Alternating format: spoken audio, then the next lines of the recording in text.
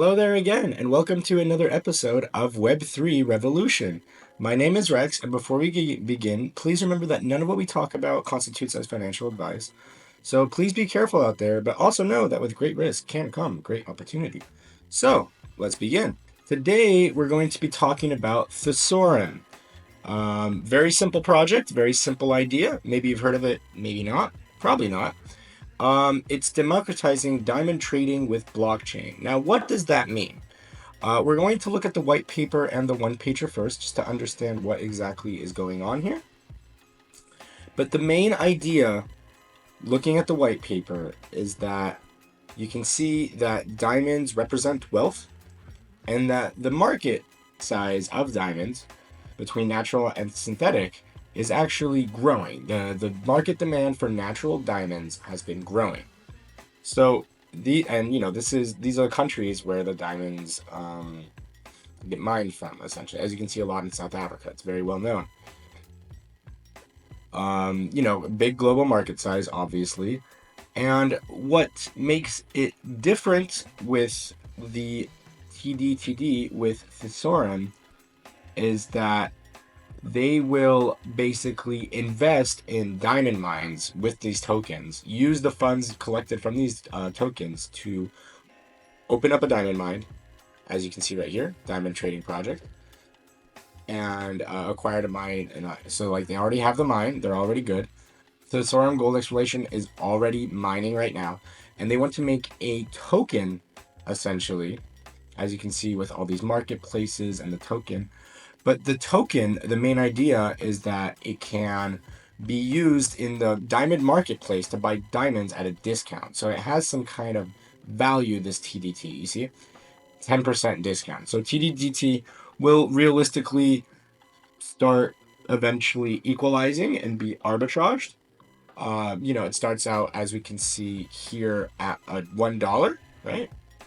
When it's on the main sale, it's $1. They're raising up to 10 million euros. They might raise less. They probably will raise less, to be honest. Raising 10 million euros is not easy. But, so as you can see, private sale, you're getting it for 70 cents, not €1. So you're getting a 30% bonus of tokens. This is quite nice. You always like the bonus.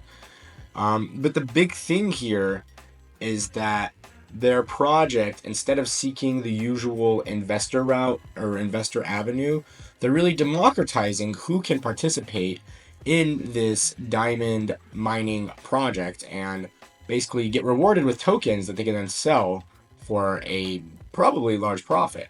Now we look at the team real quick. There's Harmit, there's Bianca. This guy, the director of global diamond trading, Felix Engler, shows that like they really are diamond experts that just took on a few very good blockchain aficionados, basically, and that alone has incredible value, essentially. So we went over the white paper. I don't think there's that much more to cover here. The one pager a little more just because it has the nice little row back. Very simple stuff, as you can see. So they're going to buy the diamonds to secure the token's value with real diamonds, which is what we want, right? And you get a discount if you use the token itself. And their token will list on exchanges, as you can see here as well, in Q1 2026. So it's not bad. Like the token will probably go live in November or December. And then already in January, it's going to be live on exchanges. And, as we know, once a token is live on an exchange, especially if it has some kind of utility or reason for people to buy, it brings new liquidity, and that can bring in a lot of price movement and a positive price movement on top of it. So, to sign up for ICO, honestly, it's very, very easy. We're going to just go glance over it really quick. But as you can see, you sign up, you put in first name, last name, email, password, terms and conditions, you pay, and you're done. You're in, it's as easy as an ICO gets. I don't know if they do KYC, but I don't think so either.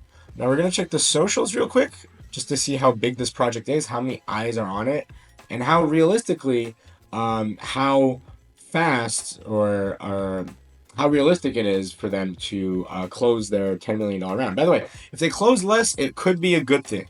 The good thing about them closing less is you get a higher allocation, right? You get more tokens of the total pot, or at least there's less tokens potentially being sold. Therefore, sometimes getting in a project that is expecting a lot of funding but doesn't get much can give you huge upside, especially if eventually the funds come once the project is live, which does happen. Let's be honest. Everything's possible. This is crypto. So yeah, Discord, basically no one, right? 36 members, that's no one. YouTube, less than 500, that's no one.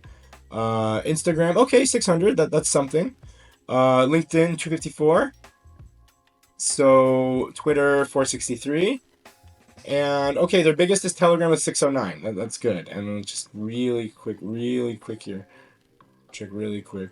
Yeah, I'm not sure if yeah, okay, 600 followers on Facebook. Okay, so Thesaurum overall, they haven't done any marketing yet. It's very obvious just based on their socials numbers, right?